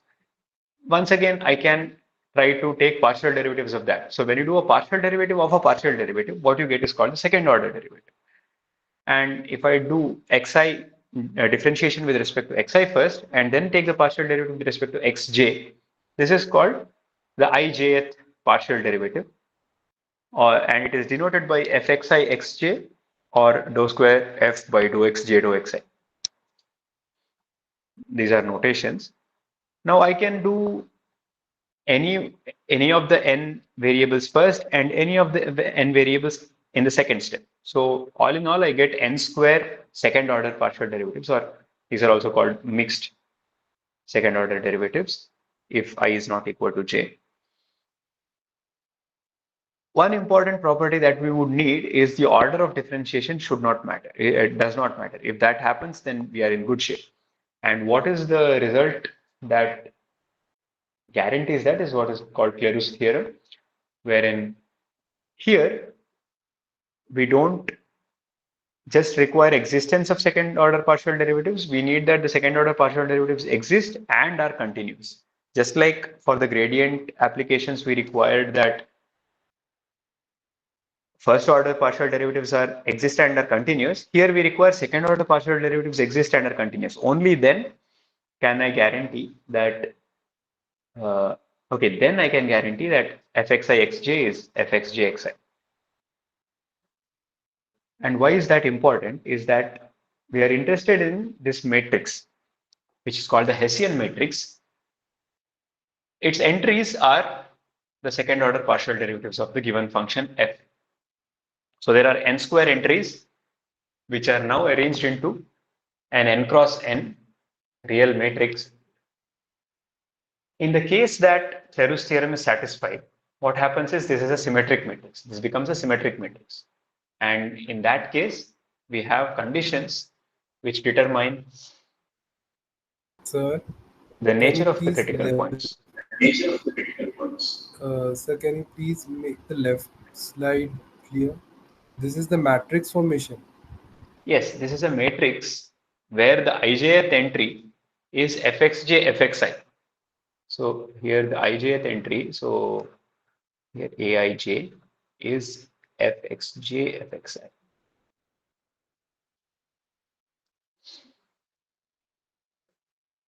So I take a function, I differentiate it twice in all possible orders, and then I arrange it in the form of a square matrix whose ijth entry is fxj fxi. That matrix is called the Hessian matrix of the function f at the given point. You evaluate it at a given point. And if fxj fxi is the same as fxi fxj, then along the diagonal or across the diagonal you'll have symmetry.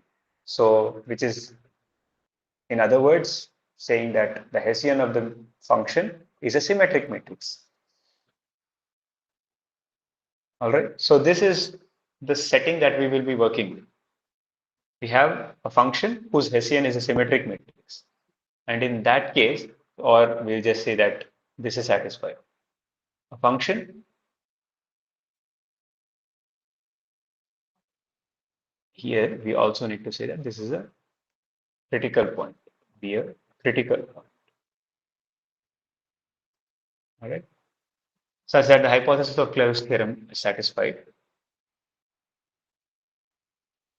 Then if the determinant is positive and the first entry is positive, then it's a local minimum. If the determinant is positive and the first entry is negative, then it's a local maximum. If the determinant is negative, then it's a saddle point. And if the determinant is zero, then the test is inconclusive. This is a pretty straightforward check, as in if this happens, then you conclude this. So there are 4 cases. And unfortunately, not all of them are conclusive. For a way to remember it more easily, you refer to the instructor sessions, because over here there are more conditions, more technical looking conditions. We have discussed how to remember this better also, or easily at least. So this was for only 2 variable functions, and this is for 3 variable functions. For 3 variable functions, so for 2 variable functions, there are 2 quantities. There's a determinant and the first entry. The 2 things that you have to check, and depending on the signs of those 2 things, you will get local minimum, local maximum, or saddle points. Here you have the first entry, then you have this matrix, determinant of a 2 cross 2 matrix, and then determinant of the whole thing. Compute all 3 of them, and then look at which of the cases it falls under and draw the appropriate conclusion. This is the Hessian test for 3 variables. For 4 variables onwards, it will be too complicated and it is not part of the syllabus. So there are examples where it's inconclusive while the point is still a local minimum or maximum. So this test is not sure to give you a classification of the critical points as a minimum or a maximum or saddle point always. So this test is inconclusive, meaning the test is not powerful enough to do it Three variable every can time. have any chance of coming? Would you repeat your question? Is 3 variable have any chance of coming? Yes, it's part of the syllabus, so you can have questions from for 3 variables as well.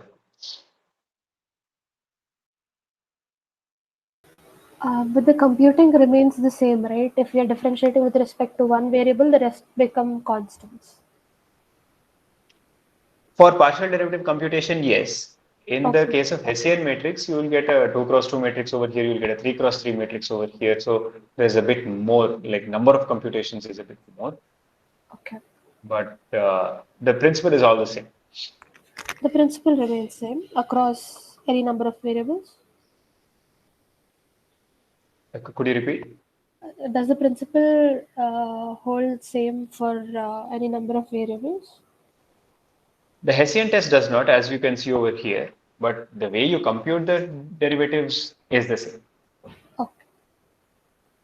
So in 2 variables, you would keep one of them constant and differentiate with respect to the other. In 3 variables, you would, to compute partial derivatives, you would keep everything apart from one of them to be constant. Whichever variable you want to differentiate or take the partial derivative with respect to, you will only treat that as a variable and everything else is a constant.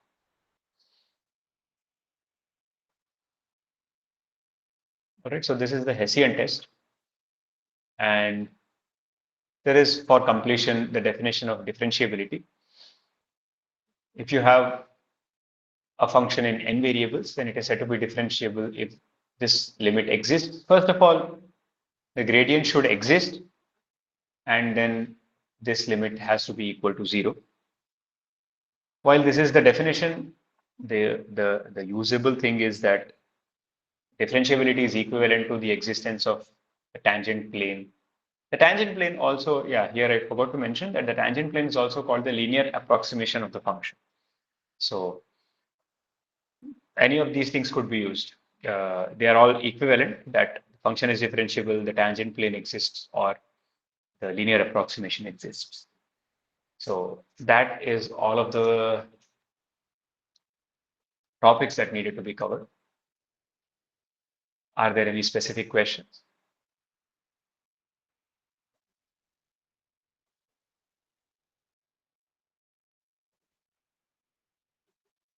So can we Yes, go back? Please continue. One of you please speak. sir, how do we compute the limit for a second order multivariable derivatives? Second order derivatives? Yeah, I mean, suppose we have fxy and we want to find the limit of it at a point. A 2 variable function, you want to know how to compute the limit of that? Yeah. Well, there is no method which works for everything. To show that if you, that this is what I was saying over here, that where was it? I think it was this. So if you substitute the value and get it, then that is the easiest case. And where substitution fails, if you want to show that it does not exist, then you have to choose a, two appropriate sequences which give you different answers, or one sequence which does not give you the existence of limit. But if you want to show that the limit exists and is equal to something, you have to use things like sandwich theorem. You have to decompose it into sums of things that you know have limits and so on. There is no step-by-step procedure as such.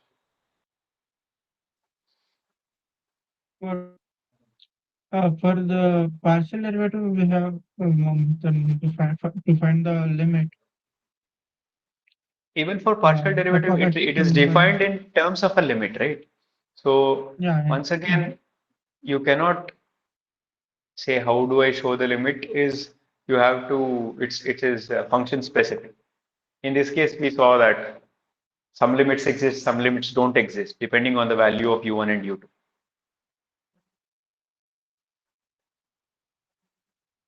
Right? So some directional derivatives exist, some directional derivatives don't exist. And in this case, it was easy to see because it is something by h. As long as that something is not zero, the limit would not exist. And that is how we approached this limit. So every problem is kind of you have to use the kind of functions, you have to look at the kind of functions that appear in the limit, and then you have to make appropriate I choices. want to ask one thing. Continuity is always defined at a particular point, or continuity, if any question can say a point is there, then continues at it or not. A continuity is defined at a point as it is. Then if it is continuous at every point, then the function itself is said to be continuous and all that. But that is just generalizing it from there. Continuity is at a point, and it actually talks about the behavior of the function in a neighborhood. But yeah, whenever we talk about continuity, we mean at a point. At a point where the function is defined, the limit has to exist and it has to be equal to the function value.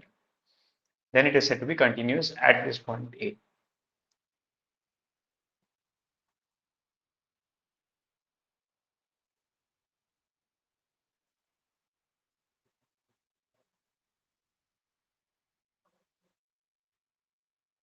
sir, I actually don't mean directional derivative. I'm talking about a partial derivative of a partial derivative. Okay. So the partial derivative, so how should that be any different? So when you talk about partial derivative, take for example fx Yeah. in this case. Now, if I want to know if I want to do say fxy, then I just do the same thing, right? I might as well consider this as some gxy, and I just do gy.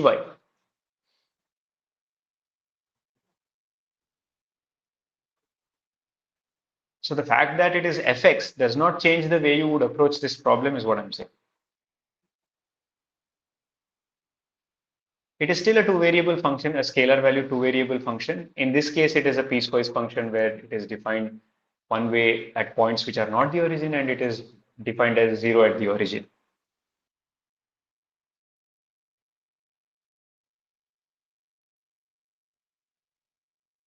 Right?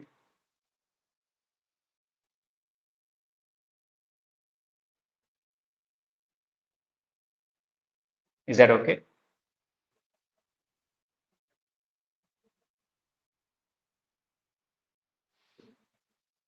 So if I want to compute, for example, fxy at 0, 0, what would I do?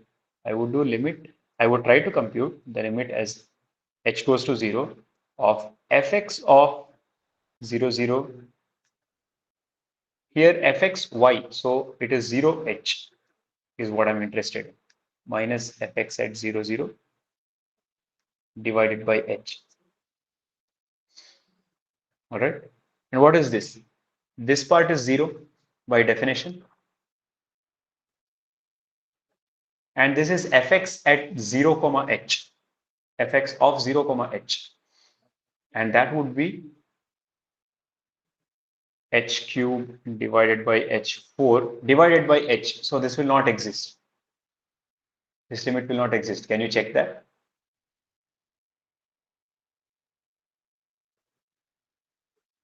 Do you understand what's happening?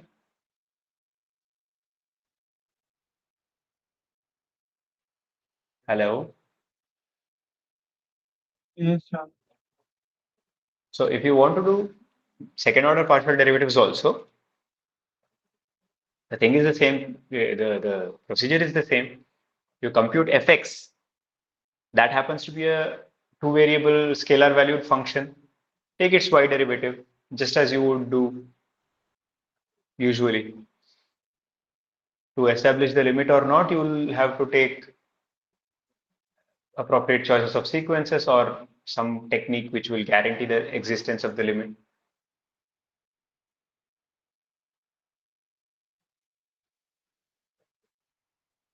Just because you're taking the second derivative of a function, it should not intimidate you, because once again, it is just two steps of the same procedure, two iterations of the same procedure.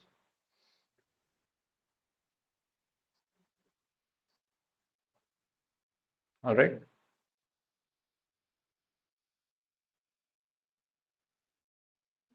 Are there any other doubts?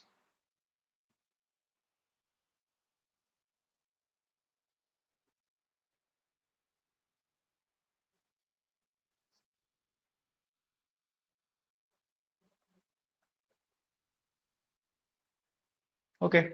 If there are no more doubts, then we'll wrap up. I think there will be a Google form which will be sent to you where you can ask for specific questions, and there will be sessions in this week where those queries will be addressed. So yeah, watch out for that. And that is it from my side. Thank you, sir. Thank you, Thank you, sir. sir. Sir, is this your last?